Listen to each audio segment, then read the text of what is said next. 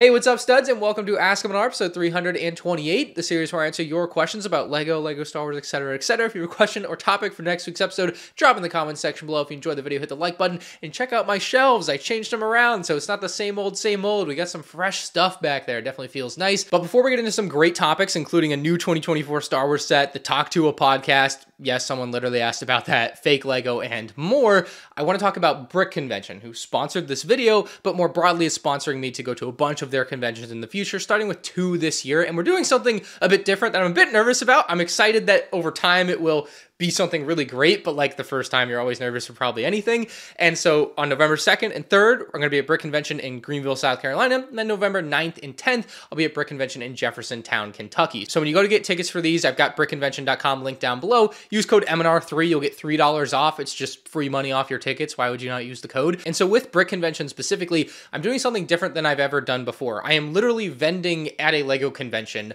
plus I'm displaying, plus I'll be there to meet and greet fans. So I'll be handling like the display section, and my buddy Jared, who I hired, will be handling the vendor section. So we'll kind of have a whole setup. I'm really excited. I think it'll really morph into something cool over the years. But the idea is that about half the space is an MandR shop branded vendor area. You may remember I ended up buying a collection of one of every Lego Star Wars minifig, and I was possibly going to resell those, and I wasn't sure what I was going to do. And then I was like, hey, what if I just displayed these at the conventions? My goal with it is to make it a big wall. Like, I would love that. Starting out, we'll have the displays probably just on tables, just because I don't have anything built for it yet. But I'm really stoked. I think this is going to be a really great half and half. I'll be there the entire time the conventions are open to meet and greet, sign things, take pictures, chat. I always love meeting fans at conventions. I know this has been a bit long-winded for like a convention talk, but it's the first time, and I think it's kind of important to kind of go over what I'm going to do, and we'll see how it pans out. I'm going to pull the good old Apple one more thing here before we get into viewer questions. And on my website, MandRshop.com,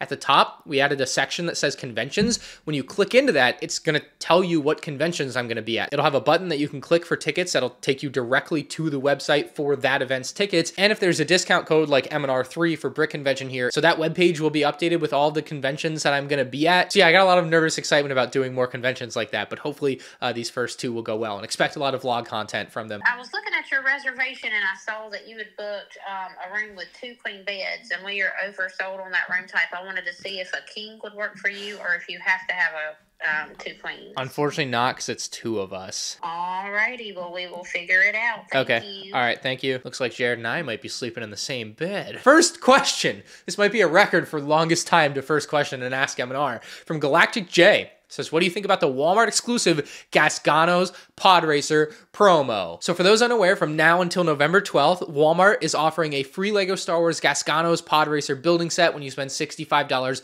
on qualified Lego Star Wars sets. And the build looks great. It looks like it's a printed plate for Gasgano's Podracer as well. It is just a render, and you know, we all know not to put it past Lego, so it could be a sticker. But assuming it's printed like it looks like it is, that's amazing. And the Podracer itself looks great, and it looks like it's going to mix in nicely with the existing Mos Espa Pod Race set. Part of me assumes this was just a scrap design for the Mos Espa Pod Race that either didn't fit in the build, or maybe they had a different type of build where they included more Pod Racers, didn't work out, whatever, but they still had the build and they wanted to release it in some way, or they just made it for this. But it's such a weird thing to make as a promo if you didn't have it already made. Like, there's no way Walmart went to Lego and was like, let's just make Gasgano's Pod Racer, but it's really cool that they did, if you know what I mean. So yeah, the build looks great. The only problem is the whole thing is a scam. Well, that's what some people wanted you to think, but I still think it's kind of a scam. I'll get to it. So as soon as this got posted, a bunch of like Instagram Lego leaker people were like, this is a scam, guys. Don't put your information in, you know, pulling all the alarm bells.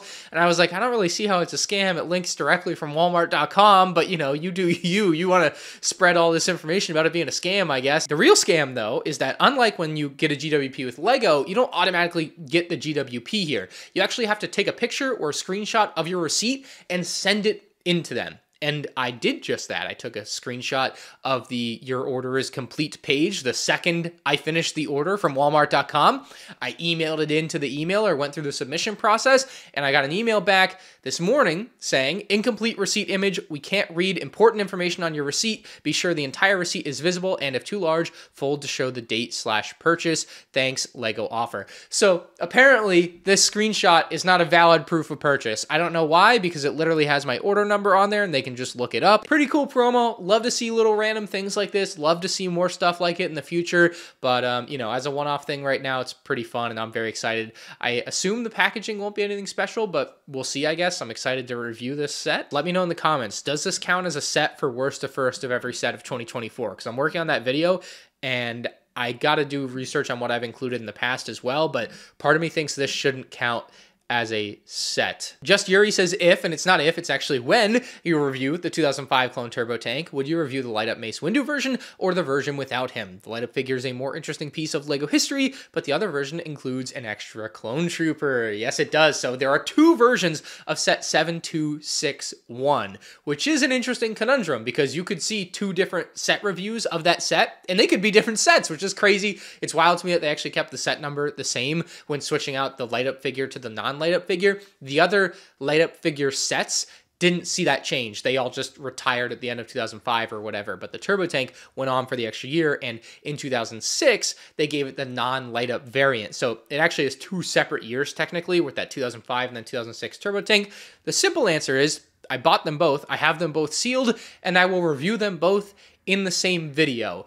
Kind of. The way I see it going down is basically I'll introduce a video and I'll just talk about how there were two different versions of the set. And then when I talk about the figures, I'll talk about how the figures were different in both versions of the sets and explain the differences. And it'll just be a cool difference in the review where we just dive a little bit deeper on the set or the sets than we normally would because there are differences there. The thumbnail is going to be tough though. I'll probably just put the light up box in the thumbnail and not screw with it too much. Next question from Operation Brass Eagle says, hey Ryan, when it comes to displaying minifigs, I know there's a lot of debate going on concerning standing them on studs or using piece 18971, which I assume is the piece with the little separator in the middle and its tiles on the bottom so it doesn't crack the feet. What do you use and what would you recommend? I'm kind of struggling to come up with like a really good analogy, but like it just feels like you're walking on eggshells for no reason, in my opinion. Like I hate when people comment on other people's stuff and tell them it's meant to be played with. Oh, you can't put it on a shelf because it's meant to be played with. You know, like that kind of stuff, I don't, you know, whatever, lame. But when it comes to putting figures on studs or not putting figures on studs, like, look,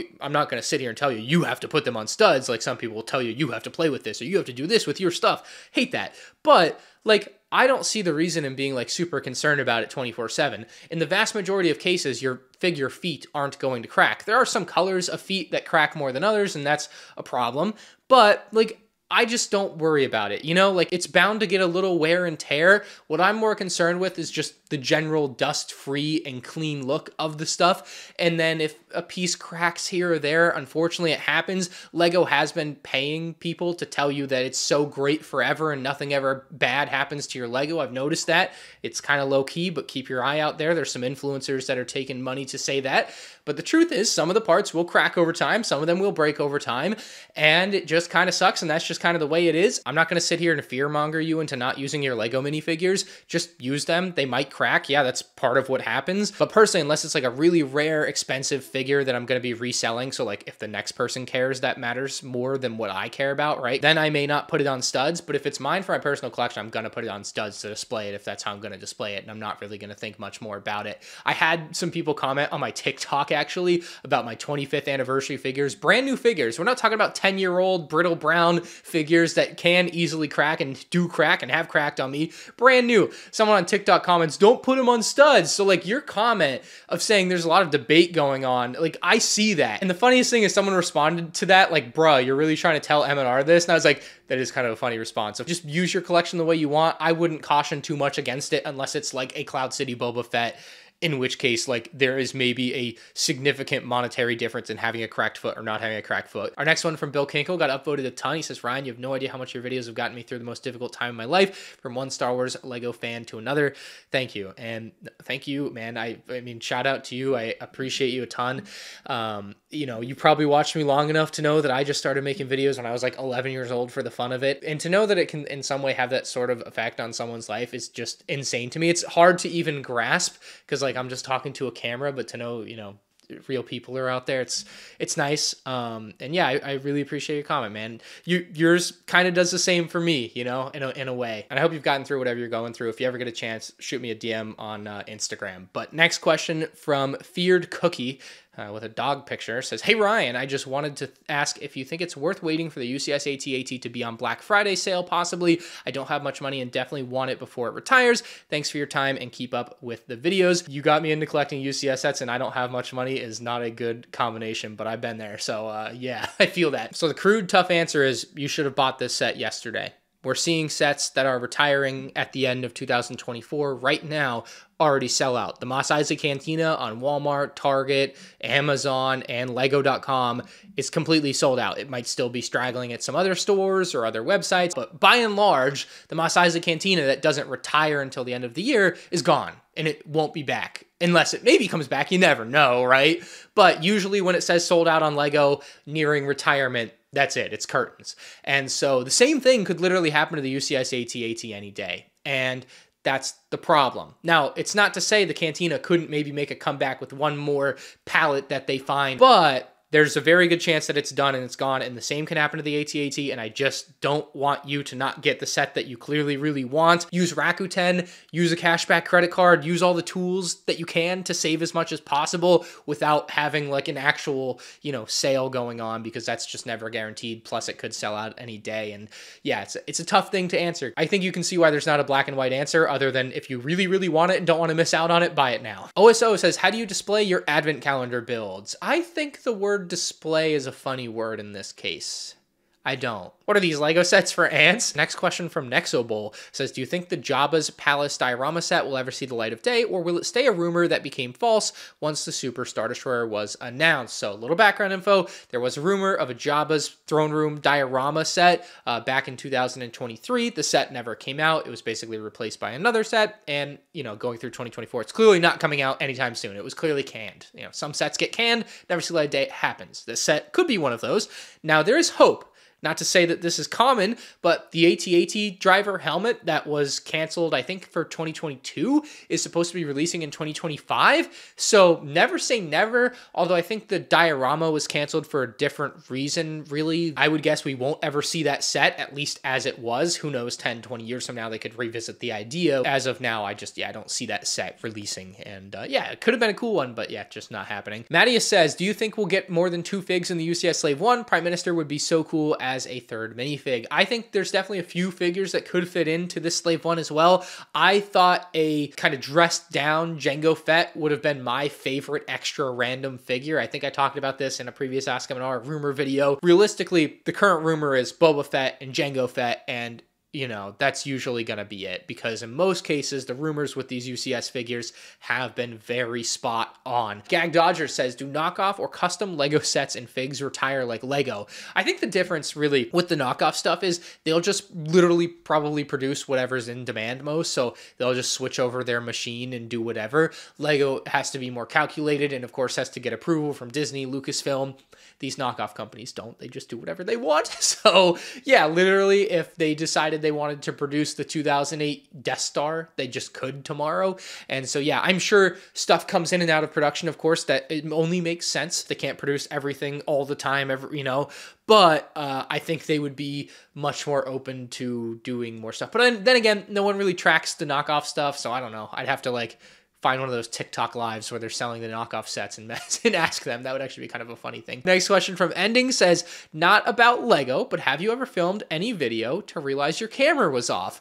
Well, I'd show you the footage, but I wasn't recording. It's only ever happened a couple of times with myself. Now I can super easily check that it's recording. I can see recording, and I often dart my eyes there, so I'll know within a couple minutes that it's not. I'd notice it. There's a big red square. I can't miss that it's recording. It hasn't happened anytime recently, thankfully, but yeah, it does make me very upset when it does. Columbus says, is Lego in a better place now than 10 years ago? And I'm sure you could argue both sides of the coin on this one. I think, speaking of coin, monetarily, they are definitely better off than they were 10 years ago. I think in a lot of ways their set quality can be better, and in some very obvious ways their minifig quality cannot be better, and some of their set quality cannot be better. So there's definitely both things going on. By and large, Lego themselves probably consider themselves to be in a better place. Certainly, they're making more money than ever. Of course, they would consider themselves to be in a better place. And then some fans, like, I have a hard time sitting here and being like, well, yeah, everything sucks, because it doesn't. I would never say that. It doesn't all suck, but there are certain aspects of Lego, and specifically Lego Star Wars, of course, what this channel mainly covers, that aren't so great and are worse than they were 10 years ago, objectively. So yeah, the answer to your question is definitely both yes and no. Next question from Cooper says, hey Ryan, do you think there's a reason that not every copy of a set has paper bags? I recently purchased Barad-dûr from the Lego store at Disney Springs and was expecting paper bags because one of the creators I had watched had them in their box, and when I got mine, I still had plastic bags, and I saw in your review they were plastic also. Appreciate everything you do for the community and love the vids. Thank you, Cooper. To answer your question, basically the European boxes have paper bags now, and the American ones still don't, but I think starting out, Lego is transitioning to paper bags in Europe first, and then it will make its way to America at some point. I don't know what's taking them so long. Last question from Tay Shiesty says, do you watch Talk Tuah and Eat Lunchly? What do you think about KSI's new song? All right, first off, hot take, KSI's new song, he made a song, who cares? Where's my crown and my prime? To the first part of your question, though, I have not eaten Lunchly. I also was not a Lunchables kid, so I didn't even have that. But the real reason I picked your question is I just wanted to talk about the Talk Tuah podcast. I've been dying to talk about this. Okay, it's a little bit embarrassing. When the podcast first came out, I saw a TikTok of a guy talking about the podcast, and he was like, the Talk Tuah podcast's first discussion, 16th century naval warfare, proved to be an incredibly enlightening and insightful dive into an underrated and poorly understood topic. And I was like, no way! Did she really? Then the podcast moved on to the actual nature of galley warfare itself. They explained that, like land warfare, the majority of naval conflicts in this period were not large pitched battles, but raids, skirmishes, and sieges. And I got like 2 minutes into this guy talking about how she was talking about George Washington or some famous historical war, and then I was like, oh no, this is a gag. He's totally just made this all up. Frequent resupplies at ports were needed, and thus... That is it for this episode of Ask MandR. Make sure you guys get your Brick Convention tickets. I'll have the link in the description below. Code MandR3 to get $3 off. If you have a question or topic for next week's episode, leave it in the comment section below, and I'll see you then. Peace out.